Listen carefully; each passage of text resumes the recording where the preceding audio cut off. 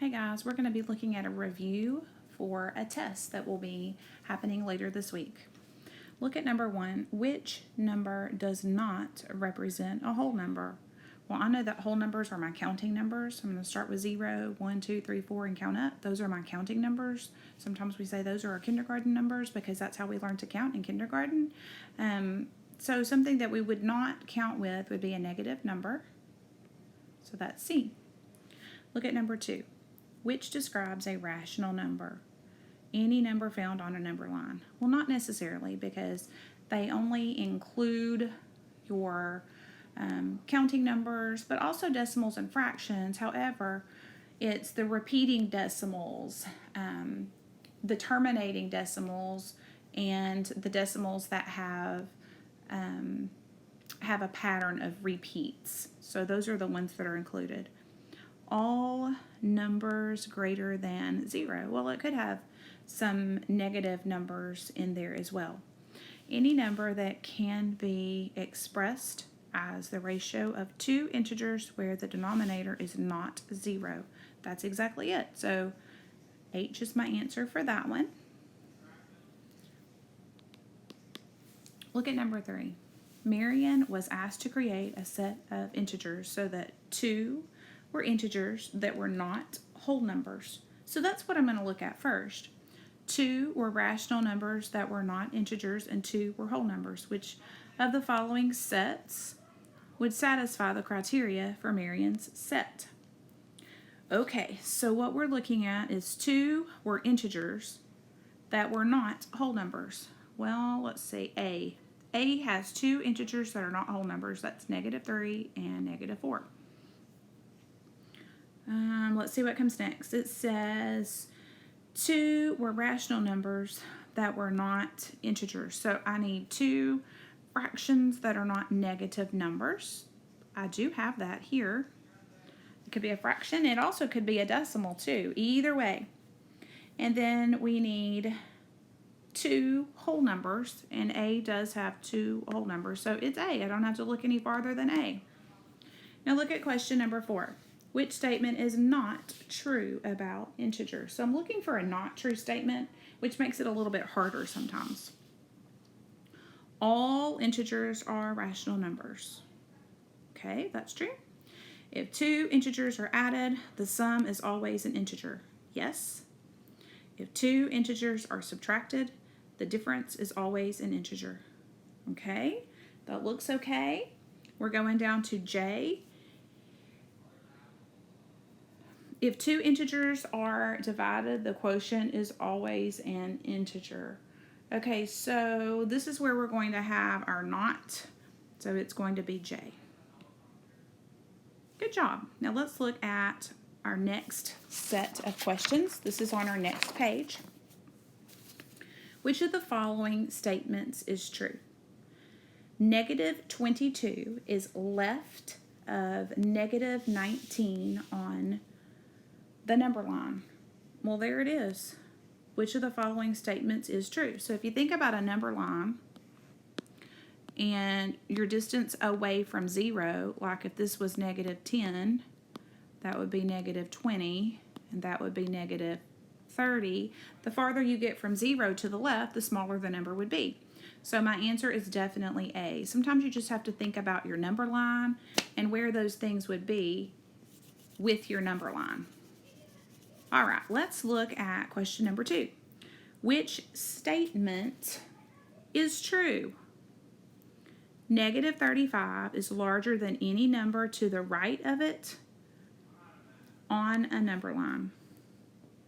-35 would be smaller than the numbers to the right. 40 is larger than any number to the right of it on a number line. Again, that's not true. Let's look at our next one. -2 is less than any number to the right of it on the number line. Again, if you think about a number line, that would be true, because if you thought about where 0 was, like let's say that's -1 and that's -2. Well, anything that's going to be to the right of that is going to be larger and negative 2 is going to be smaller. So the answer is definitely H. Now let's look at number 3. Which of the following statements is true? I'm trying to find a true statement. Negative 2 is between negative 2 1/4 and 3 1/4, negative 3 1/4 on our number line. So if you think about the distance from 0, it would go negative 2, then negative 2 1/4, then negative 3 1/4. So that can't be true. Now look at B. 3 7/9 is between 2 and 3 on a number line. Well, you would have 2, then you would have 3, and then you would have 3 7/9. So that can't be true. Negative 1 2/10 is between negative 1 and 0 on a number line. So think about where those things are located. You would really have the 0 first on your number line, and then your negative 1, and then your negative 1 2/10. Okay, so it looks like D is probably our answer. So let's think about where these things would be located. Negative 5 is between negative 4 1/4 and negative 5 1/2. Okay, so if I had a number line and this was 0, the biggest number, so the one that would be the closest to 0 would be negative 4 1/4. Next, we would have negative 5, and then next we would have negative 5 1/2. So is negative 5 between 4 1/4 and 5 1/2? Yes, it is. So D is our answer. Let's look at number 4. Number 4. It says, which integers are ordered from least to greatest? So I'm looking for least to greatest. That's important. Sometimes I'll write least to greatest out to the side just to kind of remind me what I'm going to be looking for. Okay? All right. So I've got negative 12, negative 14. I just went smaller, and I want least to greatest. Negative 14, negative 15, just got smaller. I want greatest. Negative 17 to negative 14, that went smaller. And then it went larger. Negative 17 to negative 14 is larger. So that's a choice possibly, but then it goes to 15, and then it goes to 2. So it looked great until we got to the 2. Okay, so let's look at J now. We have negative 19, so that's negative 19. That would be 19 spaces from 0. Think about absolute value. Negative 14, negative 10, and 0. So our best choice is definitely J.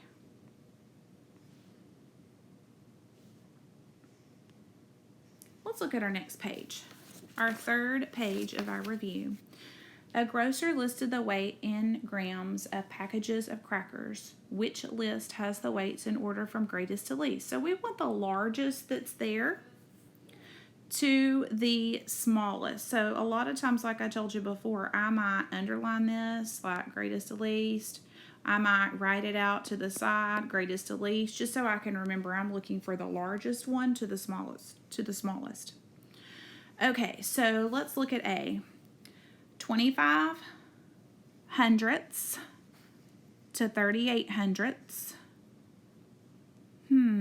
I want greatest to least. That went up. 1 25 hundredths to 1 13 hundredths. Okay, that got smaller. But then 1 13 hundredths to 1 28 hundredths got larger, so it can't be B either. Let's look at C. 2 56 hundredths.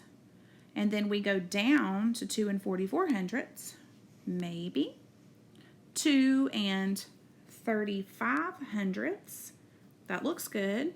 To 2 16 hundredths to 2 9 hundredths. Okay, so the one that's there from greatest to least is definitely C. Look at number 2. Which list represents temperatures ordered from coldest to warmest. Coldest to warmest. So I really want least to greatest, right? I want the smallest number there first. Let's look at F. Negative 14 degrees Fahrenheit to negative 28 degrees Fahrenheit. Ooh, it got cold. We don't want that one. We want to get warmer. Negative 3 degrees Fahrenheit to 0 degrees Fahrenheit. That's warmer. And then 0 to 4 degrees Fahrenheit is warmer. And 4 to 10 degrees Fahrenheit is warmer. So those are all in order from your coldest to your warmest. So that's definitely G. Now look at number 3. The table shows the time it took 4 runners to complete a 50-meter dash. Which group represents the times in order from fastest to slowest? So you want your fastest one first. Now this one can be confusing because you want the fastest to the slowest. If you were a runner and you ran faster than anyone else in your class, that means you got there faster than anyone and you had the smallest amount of time. So I want the smaller number to the greater number because that's going to be the fastest person in the class, if that makes sense. Okay, so let's look at the first one. We have 8 and 5/10. Then it goes to 8 and 56/100 to 8 and 6/10 to 8 and 47/100. Well, that can't be it because when I look at my table, I can see that 8 and 47/100 is definitely the smallest time. So that means that's the fastest runner. So I need that to go first. And there's only one of those, and that is D.